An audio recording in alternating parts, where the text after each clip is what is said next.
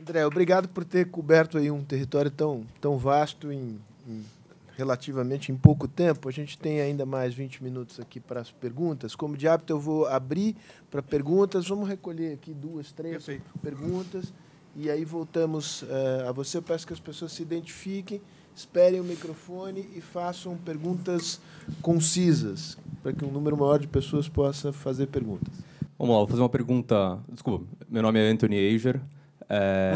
Anthony. Minha pergunta é específica sobre o ponto que você falou sobre ali a detecção e tratamento de pneumonia ser tão mais baixo do que os outros. Se existe algum estudo de o porquê disso? E, junto com isso, talvez até puxando sardinha para o meu lado, que eu desenvolvo inteligência artificial para radiologia, como isso você vê no futuro da saúde no Brasil, que tem poucos médicos, o uso de inteligência artificial para detecção de pneumonia, porque o raio-x é uma máquina barata, o difícil é ter um médico, e como você vê o Brasil implantando inteligência artificial como uma solução para o SUS aí um pouco para frente nessa distribuição de médicos. Enquanto outra pessoa... Tem mais alguém? Bom, eu tenho várias, André. Ok. Tem aqui, ó. Deixa eu só pegar a carona enquanto o microfone chega, porque isso me chamou muita atenção. Quer dizer, o Brasil, os números agregados, muitas vezes escondem diferenças regionais imensas, inclusive variabilidade entre alguns indicadores. Esse me chamou a atenção. Quer dizer, você está muito bem na cobertura vacinal e, em matéria de detecção de pneumonia, nós estamos muito mal. Né? O que explica essa variabilidade que supostamente não deveria existir? Mas, perdão. Bom dia. André, obrigado pela apresentação. Meu nome é Francisco Balestrin, sou da Conselho da Associação Nacional de Hospitais Privados. André, eu queria voltar àquela sua charge que você apresentou, aquela fila, né? O cidadão não precisava de nada, e aí perguntam para ele por que você está na fila, porque vai demorar tanto para ser atendido que eu já entrei na fila.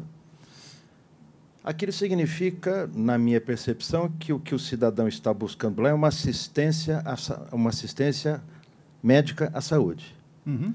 E tudo que você, de uma forma, apresentou, deu a entender que nós tínhamos um sistema de assistência à saúde menos privilegiado e tínhamos uma assistência médica bem feita, ou que era melhor do que a assistência à saúde. E todos os indicadores que você apresentou demonstram exatamente ao contrário, que nós temos uma assistência à saúde boa, índice de cobertura vacinal, índice de materno-infantil, etc., tal, todos que você mostrou, enquanto que índices de assistência médica não são tão bons, como, por exemplo, o diagnóstico precoce ou o diagnóstico de atenção. Então, eu queria entender essa contradição. Se, afinal das contas, o SUS ele deve se atentar à assistência primária, como você mesmo colocou, assistência básica, o Erno está aqui, ou se o que está faltando, na realidade, é assistência médica, o que significaria que a gente estaria falhando naquilo que tem a ver com assistência secundária e terciária. Responde essa, depois a gente faz uma rodada nova. Bom, primeira pergunta do Anthony é uma pergunta complexa. Eu não sou um epidemiologista, mas eu tenho algumas hipóteses que estão associadas a isso, né? Eu acho que, basicamente, quando a gente vê os progressos que a gente teve no Brasil em termos de implementação do PSF, algumas questões, a gente teve uma implementação que foi muito básica e, ao mesmo tempo, uma implementação que esbarra numa questão fundamental, né, de referência a níveis de maior complexidade, que é um pouco a questão específica que o Balestrin está colocando. Se você, mesmo que você vá para um programa de atenção básica, os equipamentos que você tem não são, em termos de diagnóstico, não são suficientes para você identificar determinadas questões, como especificamente a pneumonia. Embora eu acho que a identificação da pneumonia não necessita necessariamente de equipamentos tão sofisticados. Você pode ter outras coisas de atenção primária que identifiquem especificamente, não precisa ter raio-x.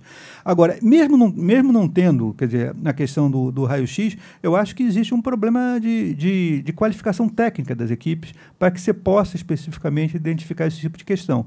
E o outro problema é a questão da diversidade regional da cobertura. A gente viu, por exemplo, que em áreas importantes, como os municípios das regiões metropolitanas, a gente não tem a cobertura adequada, especificamente. Então, isso pode estar um pouco respondendo por esse tipo de questão, né? Sobre a questão de identificação precoce de pneumonia. O Balestrin coloca uma questão que, na verdade, eu não sei se eu me expressei corretamente, mas a minha visão é justamente o contrário. Eu acho que o Brasil avançou muito em determinadas áreas de saúde pública. Agora, o que ele não avançou é o conceito novo de atenção básica. O conceito novo de atenção básica, ele inclui exames diagnósticos, ele inclui resolutividade da atenção básica para determinados problemas, para evitar que a pessoa vá necessariamente para os hospitais. E são essas coisas que você não encontra especificamente. Mesmo as soluções que foram tentadas no Brasil, eu acho que um caso específico é o caso das UPAs, elas não foram suficientes para dar aquele nível de tratamento que a pessoa necessitaria para evitar que a pessoa vá especificamente ao nível hospitalar. Então, boa parte das pessoas ainda vão para as filas dos hospitais. Essa é uma verdade. Com uma quantidade enorme de casos que poderiam ser resolvidos pela atenção primária, né? Eu não sei, eu acho que o Rodrigo Soares, o Marcinco, várias pessoas fizeram alguns estudos mostrando o grande problema que você tem dos casos no Brasil que poderiam ser resolvidos pela atenção primária e a pessoa vai acabar no hospital. Isso daí é o tipo da coisa que mostra deficiências do sistema de atenção básica.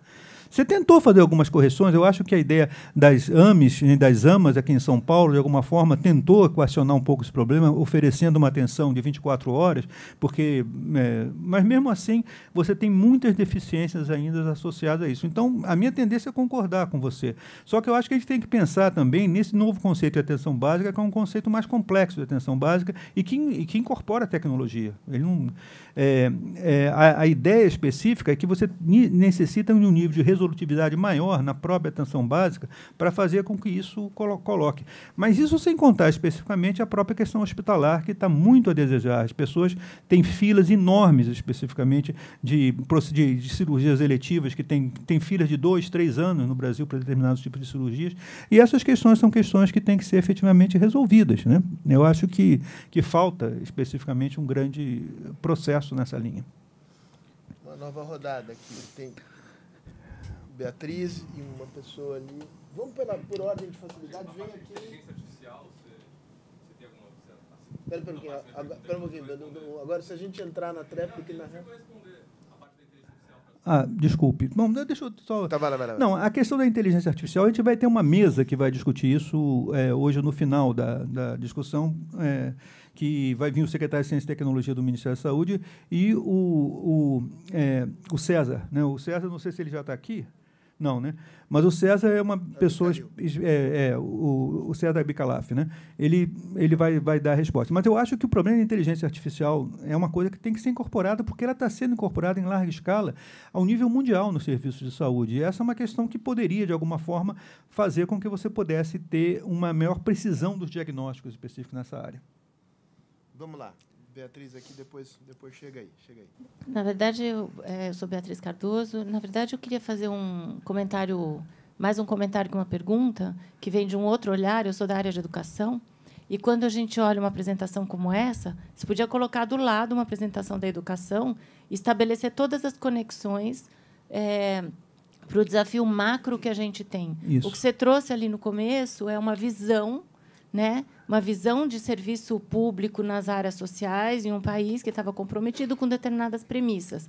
Que aconteceu o mesmo na educação. O Fundef significou o SUS, né? E é curioso que eu acho que a gente nunca faz essa integração. Se a gente olhasse para o mapa, vendo que os gargalos são iguais, vou dar alguns exemplos que me passaram pela cabeça, mas, por exemplo, você acabou de falar da questão da atenção primária, que ela é um gargalo e que acaba que a pessoa vai para o hospital, né? Isso. É a evasão e a repetência escolar. A criança não é bem atendida no início da sua aprendizagem, ela repete. Claro. Dela repete, dela vira um problema, dela vira caríssima.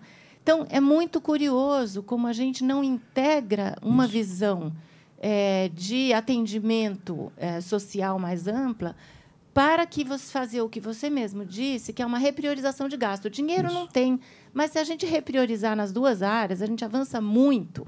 Tem questões técnicas específicas de cada área, mas eu sinto falta de uma discussão macro, de uma política, e, por trás, o que tinha? Premissas que a gente está perdendo, né?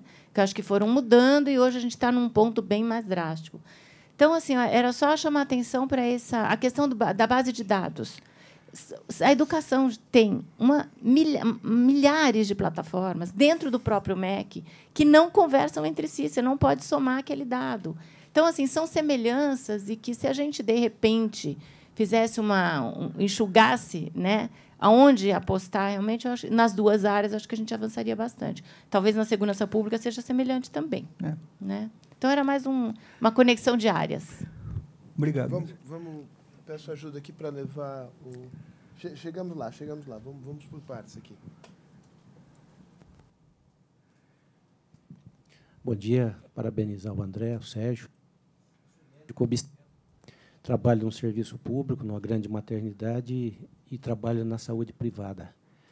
Eu entendo que os desafios, o tema muito bem colocado nessa matéria, mas passa, de fato, por uma mudança rápida no modelo curativo hospitalocêntrico para que nós possamos, de fato, a atenção integral à saúde, iniciado na época que eu estava na Unimed, a Marta, lá na Agência Nacional de Saúde, deu um pontapé muito importante, passa basicamente por uma formação de equipes multidisciplinares para a implantação desse novo modelo, tendo em vista os recursos finitos e as necessidades infinitas.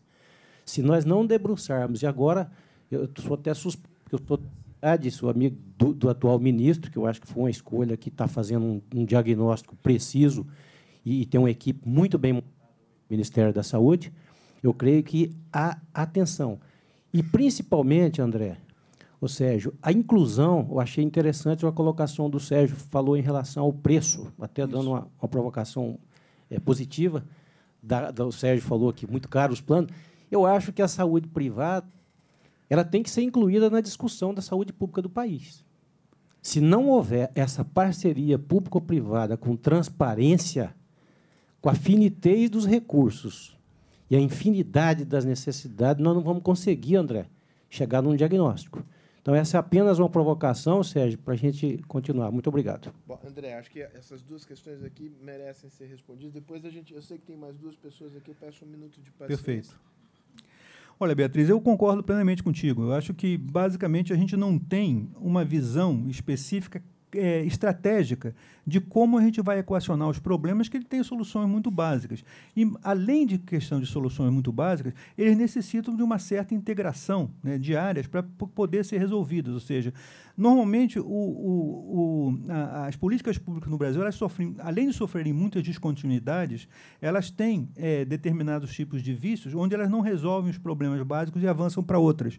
Então, aqueles problemas que deveriam ser resolvidos na base, eles continuam sendo problemas e impedem que os investimentos que você está fazendo na parte acima da escada não possam especificamente ser efetivos por causa da falta de resolução dos problemas que eles passaram. É como se você estivesse pulando determinadas etapas sem resolver os problemas que estão especificamente naquela área. Eu acho que essa é uma questão que eu concordo plenamente com você. Educação e saúde trabalham em níveis iguais nesse processo. É uma questão que tem que avançar. E, com relação a essa questão do modelo hospitalocêntrico, eu acho que existem algumas mudanças específicas que estão acontecendo. Eu concordo plenamente com o teu diagnóstico, mas existem algumas mudanças que estão acontecendo até mesmo na base dos planos de saúde, né? Por exemplo, a gente vê atualmente na própria ANAP, né, que o Balestrin e a Marta trabalharam, um esforço muito grande da discussão especificamente de atenção primária como base da resolução dos problemas, da questão da saúde populacional. São temas que estão avançando especificamente, né? Agora, por exemplo, a ANAP fez um estudo muito interessante, não sei se alguém... ANAP é a Associação Nacional de Hospitais Privados, né? A ANAP fez um estudo muito interessante nesse momento, que ainda está por concluir, a utilização dos critérios da ISHON, né, que é um critério específico onde você tem linhas de cuidado definidas e quais são os fatores que levam especificamente aos resultados, como você vai medir os resultados da cadeia de cuidado. Eles estão fazendo esse tipo de estudo em vários hospitais e esses estudos mostram, basicamente, que a solução está na questão da atenção primária, está naqueles problemas específicos que a gente fala de linhas integradas especificamente de cuidado ao nível da atenção básica, como um pré atenção específica para o hospital. Então, o teu diagnóstico está muito bom, eu concordo com você que são coisas que têm que avançar. E o setor público agora tem a perspectiva de avançar com essa criação da Secretaria de Atenção Primária. Eu acho que a gente tem muita expectativa de que essa Secretaria de Atenção Primária venha a resolver parte dos problemas, incorporando especificamente temas de tecnologia da informação para resolver os problemas e uma maior precisão especificamente da integração a nível de atenção básica com atenção hospitalar. Muito bem. Antes, sim, Edson, faz um comentário. Obrigado, Fausto. Vou ser rápido. É que eu não consegui me conter com a questão da inteligência artificial. Alexandre, é bem-vindo, mas a gente sabe que a principal briga aqui é com a corporação médica. Isso. Né? A gente não consegue fazer enfermeira fazer serviço de saúde, quanto mais fazer a máquina fazer. Né? Então, assim, a resposta tecnológica está lá, mas vamos brigar com a corporação. Tem uma história que o Tony Blair, quando foi primeiro-ministro britânico, tinha duas coisas que ele não ia mudar. A primeira é a Igreja Britânica, e a segunda é a Social Médica Britânica. Né? Ou seja, são coisas que você não consegue pegar. Então, assim, tem inteligência artificial, mas implementar isso vai ser difícil. Semana passada eu vi um estudo de Florianópolis que teve 200 mil mais atendimentos de atenção primária porque tem uso mais de enfermeiras. Né? Ou seja, 200 mil pessoas tiveram mais acesso à atenção primária pelo uso de enfermeira. Claro. Mas o ato médico ainda é um tabu. Né? É um tabu, então, lógico. Então, assim, é ótimo ter uma solução tecnológica, mas não é E essa necessariamente. foi uma questão porque o Brasil sempre, quando pensa em resolver problemas, que é o negócio do PSF, para catapultar o PSF, você tem que colocar mais médico no processo. Não é isso, essa é a solução. A solução vai por outro lado, que existem soluções muito mais baratas, muito mais eficientes, mas que implicam em reformas estruturais da atenção básica. Essa é a questão que tem que ser pensada daqui para frente, né? Um exemplo, né, já falei algumas vezes, não tinha, jogando para trás, uma solução mais sustentável, não seriam mais médicos, né, mas seriam mais enfermeiras, né, fazer o serviço focado em enfermeira. Agora, um comentário sobre a educação, assim, sem dúvida, na época do ajuste justo, a gente fez estudos comparando educação e saúde, e tem uma coisa importante, Fundef, você falou do Fundef. Fundef universalizou a atenção básica, o ensino fundamental, lá em 99, né? A gente precisa de um Fundef na saúde. Né? Eu acho que o Erno vai falar um pouco sobre o novo financiamento da atenção primária, não estou querendo pautar só, mas acho que tem algumas das propostas, Erno, que vai nessa direção, né? de focar no paciente, no caso aqui, na pessoa cadastrada, que o Fundef era o estudante, matrícula. Na época do Fundef, os municípios compravam um ônibus para sair catando estudantes na zona rural, porque era importante, porque recebia mais. Né? Eu espero que tenha o mesmo efeito, né, na proposta do novo financiamento, de universalizar a atenção básica. E um último comentário, falou do modelo hospitalocêntrico. Tem dois aspectos. O Brasil é um paradoxo, porque a gente tem poucos leitos por habitantes, menor do que a OMS recomenda, mas tem muito hospital. 80% dos hospitais brasileiros tem menos de 100 leitos. O problema da excessiva municipalização. Perfeito. Essa é isso aí. Escala. 55% dos hospitais brasileiros tem menos de 50 leitos. E uma coisa da PS, só para terminar, a charge do André, né, que o sujeito está lá esperando até ficar doente, ficar na fila, na verdade, ele não é para estar lá. Né? Assim, se a PS funcionar como coordenação da atividade, ele nem vai lá. Ele fica em casa esperando quando o médico da família encaminha ele para lá. Lógico. Mas, seus comentários. Muito Obrigado. Bom, muito bom. Mais duas perguntas aqui, sob pena da gente começar a comprometer o coffee break. André, Luciana Holtz, eu sou presidente do Instituto Oncoguia. Okay. E, na verdade, eu queria te ouvir falar um pouquinho sobre a questão que você falou, que a gente ainda tem muito para melhorar com relação ao controle do tabagismo. A gente lançou semana passada, inclusive, o radar do câncer de pulmão no Brasil. E, em cima, considerando uma análise de casos registrados, efetivamente, né, da RHC do INCA, 7 mil casos de 2016, a gente viu 88% desses casos já descobrindo em fases avançadas, né, estágios 3 e 4, o que significa aí uma chance muito pequena dessas pessoas estarem vivas em 5 anos. Concordo.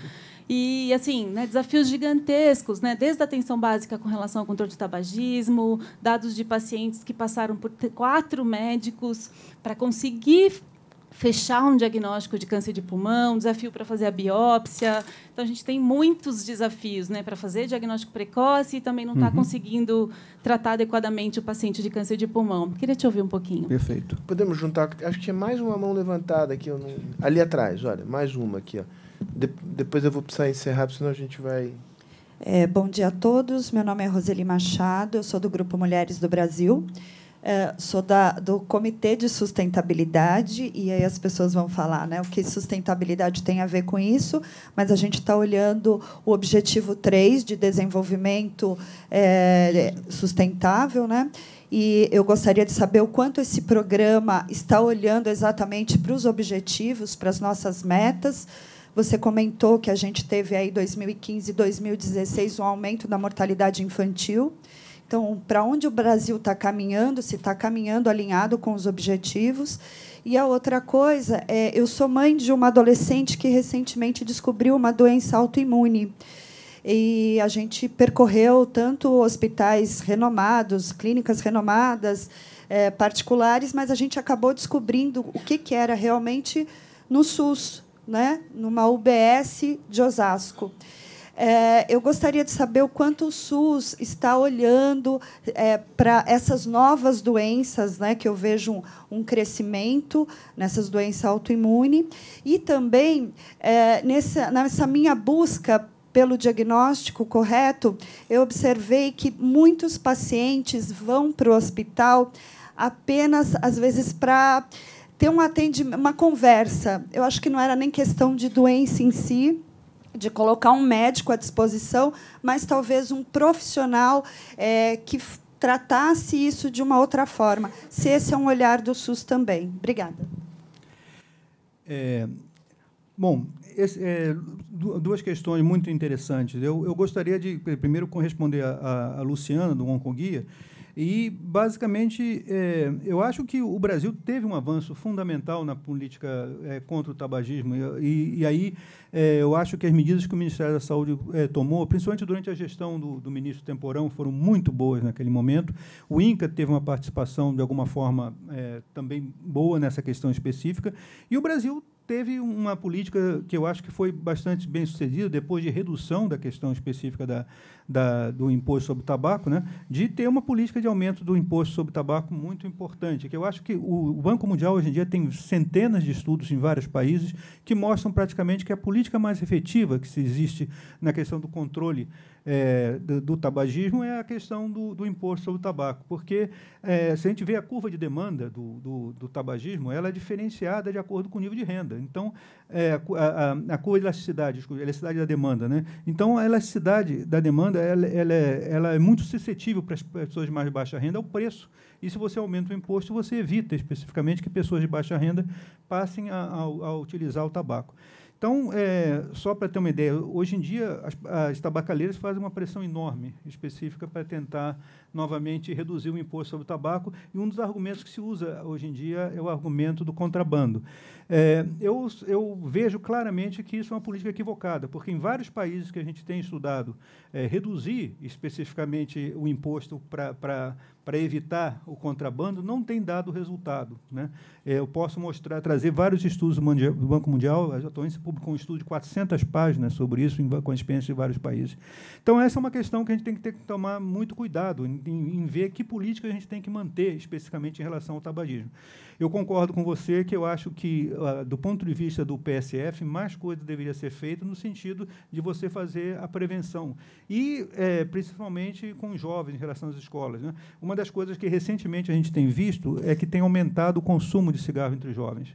E essa é uma questão que assusta, porque, efetivamente, se a pessoa começa a fumar a determinada idade, ainda na adolescência, na escola, ela vai seguir pelo menos por 10 anos nesse processo.